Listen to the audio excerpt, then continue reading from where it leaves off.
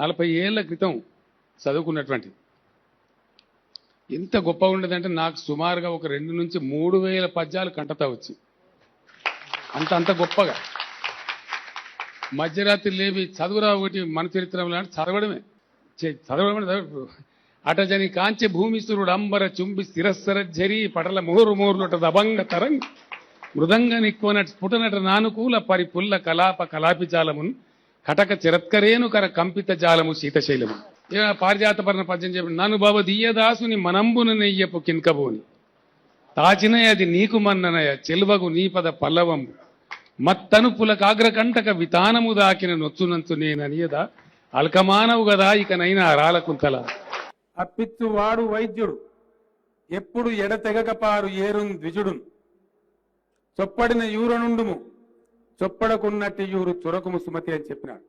పలికించాడు వాడు రామభద్రుడట, నీ పలికిన భవహరమగునట అని చెప్పినారు. వారే ఒక సందర్భంలో బాలర సాలసాల నవ పల్లవ కోవల కావ్య కన్యకన్ ఊరలకిచ్చి ఆ పడుపు కూడు భుజించుట కంటే సత్కవులు హాలికులైననేమి గహనాంతర సీమల కందమూల కౌద్దాలికులైననేమి నిజధార సుతోదర పోషణార్థమై అన్నారు. ఏ విధంగా కార్యాన్ని సాధించాలా, ఒక కార్య సాధకుని లక్షణం ఎట్లా ఉండాలా అని చాలా గొప్పగా చెప్పినారు. తెలంగాణ ఉద్యమ సందర్భంలో చాలా వేదికల మీద ఈ మాట నేను చెప్పేవాడిని. ఆరంభించరు నీచమానవులు విఘ్నాయాస సంత్రస్తులై ఆరంభించి పరిత్యజింతురు ఒక విఘ్నాయత్తులై మధ్యములు ధీరులు విఘ్న నిహన్యమానులగుతున్ దృత్యున్నతోత్సాహులై ప్రారబ్ధార్థములు ఉజ్జగించరు సుమి ప్రజ్ఞానిధులుగా ఉన్నను. కూడుకున్నటువంటి చదువుకుండే తేడా గురించి ఒక కవి చెప్పారు. చదువది ఎంత కలిగిన రసజ్ఞత ఇంచుక చాలకున్నా ఆ చదువు నిరర్థకంబు గుణ సంయుతులు ఎవ్వరు మెచ్చరెచ్చటం పదునుగా మంచి కూర నలపాకము చేసిన నైనగాని అందు ఇంపొదవేడు ఉప్పు లేక రుచి పుట్టగా నేర్చున్నట్టయ్యా భాస్కర అని చెప్పి భాస్కర్ శతకంలో చెప్పారు. అయితే ఇక్కడ కూడా గజేంద్ర మోక్షంలో కూడా ఒక గమ్మత్తు సన్నివేశం మనకి.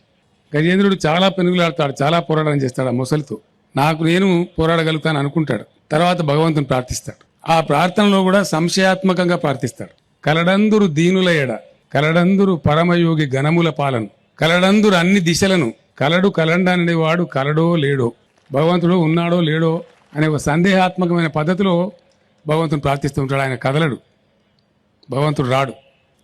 వారు చెప్పినటువంటి పద్ధతి చాలా అద్భుతమైనటువంటి పద్ధతిలో ఏ విధంగా భగవంతుడు ఆపన్న ప్రసన్నుడు, ఏ విధంగా భక్తుల్ని కాపాడుతాడు అనే దానికి అప్పటిదాకా కదలినటువంటి ఆ స్వామి ఈ సందేహాస్పద స్థితి నుంచి బయటపడి గజేంద్రుడు నీవే తప్ప ఇతప్పరం ఇంకేం లేదు నాకు దిక్కు అయ్యా నన్ను కావు అని కాపాడు పిలిస్తే అప్పుడు బయలుదేరుతాడు హుటాహుటిని. చాలా అద్భుతమైన సన్నివేశంలో ఉన్నటువంటి ఆయన ఏమీ ఆలోచించకుండా ఒక క్షణం కూడా ఆలోచన చేయకుండా బయలుదేరిపోతాడు. సిరికించెప్పడు చెంకచక్ర యుగమును చేదో ఈ సంధింపడు. అమ్మవారి పక్కన ఉంటే ఆవిడకి చెప్పరు. ఆయన సాధారణంగా వాడేటువంటి ఆ వాహనం వాడరు. శంఖచక్ర యుగాన్ని సంధించుకోరు. ఏదీ లేకుండా పరమాత్మ స్వరూపం కాబట్టి ఎలాగైనా నేను వెళ్ళి రక్షించాలనేటువంటి ఆతృత. అంటే ఎంత గొప్ప భగవంతుని యొక్క కరుణ మనకు కలగాలంటే మనం లీనమై వినాలి, లీనమై ప్రార్థించాలి. గల్లీ చిన్నది గరీబోళ్ళ కథ పెద్దది. నిజంగా పాట వింటే కళ్ళు చెమరుస్తాయి, దుఃఖం వస్తుంది. పేదలు వాళ్ళ బస్తీలలో పడే బాధ సైన్యం మనం అక్కడికి వెళ్ళి చూసినటువంటి అనుభూతి కలుగుతుంది. అంత అద్భుతమైనటువంటి కవిత్వాన్ని రాసిన, గొంతెత్తి పాడిన కవి నేటి తరం గొప్ప కవి మన గోరేటి వెంకన్.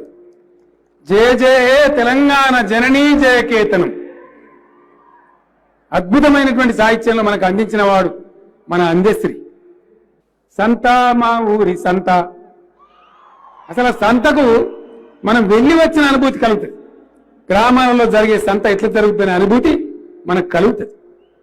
మన జయరాజు వానమ్మ వానమ్మ ఒకసారన్నా వచ్చిపోమ్మా అని చెప్పి రాసిన పాట తెలంగాణ నలుచెరుగుల మారుమోగింది.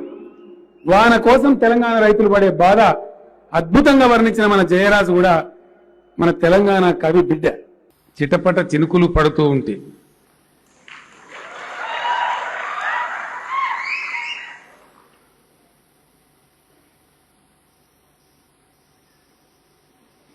మెరుపు వెలుగులో చిలికన్నులలో బిత్తర చూపులు కనపడుతుంది. You try to understand the spark.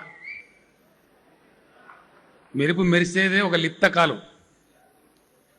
ఆ టైంలోనే ఆ ప్రియుడు ఆమె కళ్ళలోకి చూస్తే అప్పుడు బిత్తర కళ్ళు బిత్తరపోయినట్టు కనపడుతుందంట. నిజంగా ప్రేమునికి ఆ స్పార్క్ ఉందిలేవు కానీ రాసిన కవికి అద్భుతం. ఆయన అలా రాశారు. ఆ పాటలు అంత గొప్పగా ఉండేవి. పడమట సంధ్యారాగం, కుడి ఎడమల కుసుమ పరాగం, ఒడిలో చెలి మోహన రాగం, జీవితమే మధురానురాగం. పెద్దలు చెప్పిండ్రు, ఏది ఒకరోజు ఎవరికి రాదు. పుట్టినప్పుడు ఎవరు ఏది నేర్చుకొని రారు. ఎంత గొప్ప వాళ్ళు అయిన తర్వాత భూమి మీద పడ్డ తర్వాతనే నేర్చుకోవాల్సిందే. అనగా అనగా రాగం అతిశయిల్లుచునుండు, తినగ తినగ వేము తీయనుండు, సాధనమున పనులు సమకూరు ధరలోన. అనగా అనగా అంటే 10 సార్లు పాడితేనే గొంతు తెగుతుంది, రాగం తెగుతుంది. మన రసమై బాలసిన పాడినట్టు మనందరం కూడా పాడచ్చు. అంటే అన్నాంకొద్ది పాడినాంకొద్ది రాగం అతిశయిస్తుంది.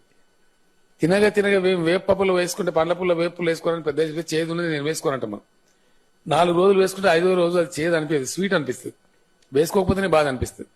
తినగ తినగ వేము తీయనుండు, సాధనమున పనులు సమకూరు ధరలోన, practice makes a man perfect అన్నారు. బమ్మెర పోతన మనం ఎంతో గొప్పగా కీర్తించుకునేటువంటి బమ్మెర పోతన గారు అద్భుతమైనటువంటి భాగవతాన్ని మనకు అందించినారు. ఎంత జాలువారినట్టుగా, ఎంత కమ్మదనంగా, నల్లని వాడు పద్మనయనమ్ముల వాడు, కృపారసమ్ముపై జిల్లెడు వాడు, మౌలి పరి సర్పిత పింఛమువాడు, నవ్వురా జిల్లెడు మోమువాడు ఒకడు. చాలా సులభం లేదు, సంస్కృతం లేదు, శాంతి లేదు, గొట్టుగా లేదు. సులభమైనటువంటి శైలి. నల్లనివాడు, పద్మనయనమ్ములవాడు, కృపారసమ్ముపై జిల్లెడివాడు, నవ్వురా జిల్లెడు మోమువాడు. ఇటువంటి అద్భుతమైనటువంటి సాహిత్యాన్ని అలవోకగా వెలువరించి మనకు అందించిన వాడు బమ్మెర పోత. ఆయన రాసిన ఇంకో పద్యంలో చిన్న చిన్న పదాలలో, అతి చిన్న పదాలలో అందుగలడు ఇందులేడని సందేహము వలదు, చక్రి సర్వోపగతుండి ఎందెందు వెతికి చూచిన అందందే కలడు దానవాగ్రని వింటే అంటాడు. అందులో ఏముందండి ఆ పద్యంలో? అందులు, ఇందులు, అందందులు, ఎందెందులు. సరళమైనటువంటి, కమ్మనైనటువంటి, అందమైనటువంటి అచ్చ తెలుగు మాట, చాలా సులభంగా అర్థమయ్యే మాట, మామూలు తెలుగు తెలిసిన వాళ్ళు గ్రహించగలిగిన మాట. దీన్ని జ్ఞానపీఠ అవార్డు పురస్కార గ్రహీత,